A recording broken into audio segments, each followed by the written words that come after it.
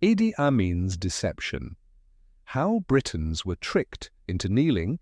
In 1975, on July 20, 1975, a delegation of 14 white Europeans, including prominent Britons like Lt-Gen Sir Chandos Blair, knelt before Ugandan President Idi Amin Dada in a highly publicized ceremony in Kampala. This event, tied to negotiations for the release of British academic Denis Hills, was a masterstroke of Amin's theatrical propaganda designed to humiliate Britain and assert his dominance as the self-styled Conqueror of the British Empire. However, years later, surviving members of the delegation, including Blair, claimed they were tricked into kneeling, citing a deliberately designed low entrance to a meeting hut. This article explores the intricate details of Amin's deception, the historical context, the participants' motivations, and the broader implications of this controversial moment, drawing on reports from the Nile Post and other sources. Historical context: Amin's power play. Against Britain, Uganda's post-colonial struggles. Uganda gained independence from Britain in 1962, but the early post-colonial years were marked by political instability. Idi Amin, a former sergeant in the British colonial King's African Rifles, seized power in a 1971 coup, ousting Milton Obote. Initially welcomed by some Ugandans and Western powers, Amin's regime quickly descended into authoritarianism, characterized by human rights abuses, economic mismanagement, and a vehement anti-colonial stance. By 1975, Amin had expelled Uganda's Asian population, nationalized British businesses, and positioned himself as a champion of African sovereignty, often using theatrical gestures to challenge Western dominance. The Denis Hills crisis, the kneeling incident, was precipitated by the detention of Denis Hills, a British academic and author who had criticized Amin in his unpublished manuscript, calling him a village tyrant. Amin, incensed by the insult, arrested Hills in 1975 and threatened him with execution for treason. This crisis became a diplomatic flashpoint, with Britain desperate to secure Hills's release to avoid further embarrassment. Amin saw an opportunity to exploit the situation, using Hills as a pawn to humiliate Britain and assert his authority. On the global stage, Amin's anti-colonial agenda, Amin's rule, was defined by a rejection of colonial legacies. His self-awarded titles, such as Conqueror of the British Empire, reflected his obsession with reversing the power dynamics of colonialism. The kneeling ceremony was a calculated act within this framework, designed to symbolize the subjugation of Britain's representatives to an African leader. By orchestrating such events, Amin aimed to rally domestic support and project strength to other post-colonial nations. The kneeling ceremony, a choreographed humiliation, the setting, and the trick. The ceremony took place at Amin's country home in West Nile, a strategic location chosen to maximize his control over the encounter. According to a 2011 interview with Lt-Gen Sir Chandos Blair in The Telegraph, the delegation was tricked into kneeling due to the design of the meeting hut. The entrance was deliberately constructed to be so low that anyone entering had to crawl or stoop, effectively forcing them onto their knees. This architectural ploy ensured that the delegation, including Blair and Major Ian Graham, appeared to kneel before Amin, regardless of their intentions.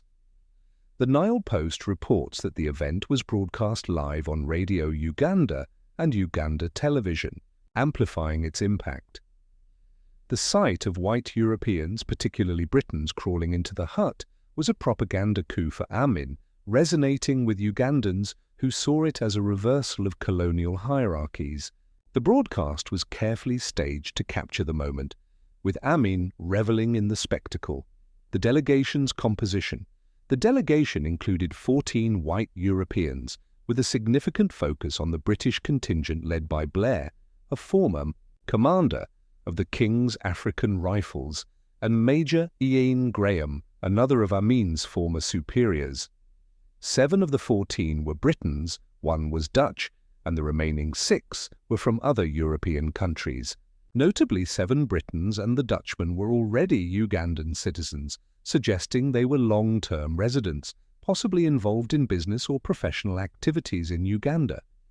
The other 6 may have been seeking citizenship or economic opportunities, though their identities are less documented. The diplomatic context: the delegation's primary mission was to secure Hills's release. Blair arrived at Entebbe on July 20, 1975, carrying a letter of indulgence from Queen Elizabeth II, clad in full combat uniform to emphasize his military credentials. The British hoped that Amin, a former soldier, would respect the military code and respond favorably to his former commanders. However, Amin was unmoved by their appeals, using the meeting to assert his dominance rather than negotiate in good faith. Amin's manipulation. Tactics: psychological warfare. Amin was a master of psychological manipulation. During the meeting, Blair and Graham attempted to flatter Amin, praising his skills as a swimmer and boxer, and rebuking Hills for his insults. They even commanded Hills to write an apology note to Amin. However, Amin dismissed their efforts, with laughter, demanding a higher-ranking negotiator, such as British Foreign Secretary James Callaghan. This rejection was a deliberate tactic to prolong the crisis and extract maximum humiliation from the British. The low entrance ploy. The low entrance to the meeting hut was a cunning piece of stagecraft. As Blair later recounted, the delegation had no choice but to crawl to enter, creating the appearance of kneeling. Amin's team ensured that this moment was captured on camera, with Radio Uganda announcing that the delegation had approached Amin on their knees. This misrepresentation was central to Amin's propaganda, transforming a logistical necessity into a symbol of submission. Threats and intimidation. Amin escalated the stakes by threatening military retaliation if Britain intervened. He claimed to have put Uganda's army on standby and even called for Libyan warplanes to counter a potential British invasion via Kenya. These threats, broadcast on Radio Uganda, were likely exaggerated but served to intimidate the delegation and project. Amin's defiance to the world. The blanket on communications from Uganda further isolated the delegation, leaving them vulnerable to Amin's whims. Gifts as a power play. Before the meeting, Amin presented Blair with gifts, including a spear, bow, and arrow, which were symbolic of traditional African authority. These gestures were not acts of hospitality, but a calculated assertion of dominance, positioning Amin as the gracious host and the British as supplicants. The exchange of gifts, followed by bitter verbal exchanges, underscored the power imbalance Amin sought to create.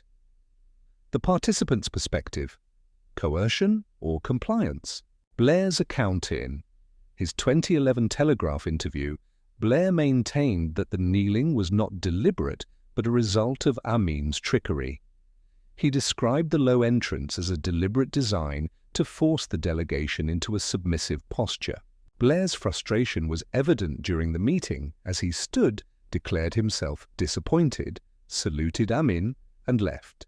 His account suggests a mix of coercion and manipulation, with the delegation unaware of the full extent of Amin's staging until it was too late. The Britons' allegiance. Oath days after the Hills meeting, Amin forced 12 Britons to swear an oath of allegiance in exchange for Ugandan citizenship, again while kneeling. This event, also broadcast live, was another propaganda victory for Amin. The Britons involved, many of whom were already Ugandan citizens, likely participated out of fear for their safety or business interests. Posts on X suggest that some later claimed they were coerced, highlighting the oppressive atmosphere of Amin's regime, where public displays of loyalty were often a survival strategy. Motivations and pressures. The motivations of the 14 Europeans varied. For those already holding Ugandan citizenship, Participating in the ceremony may have been a pragmatic choice to avoid persecution. Amin's unpredictable rule meant that refusal could lead to arrest, expulsion, or worse. For non-citizens, the promise of citizenship or economic opportunities may have been an incentive, though the coercive nature of the event suggests limited agency. The combination of Amin's charisma, threats, and propaganda created an environment where compliance was often the only viable option. International reactions and consequences. Britain's humiliation. The kneeling ceremony was a diplomatic disaster for Britain. The image of Blair and other Britons crawling before Amin was a profound embarrassment, especially given Amin's history as a colonial soldier under British command. The British government faced domestic outrage but was constrained by the need to protect its nationals in Uganda. The eventual involvement of Foreign Secretary James Callaghan, who promised to review aid to Uganda, was a concession to Amin's demands, further underscoring Britain's weakened position. Global media frenzy.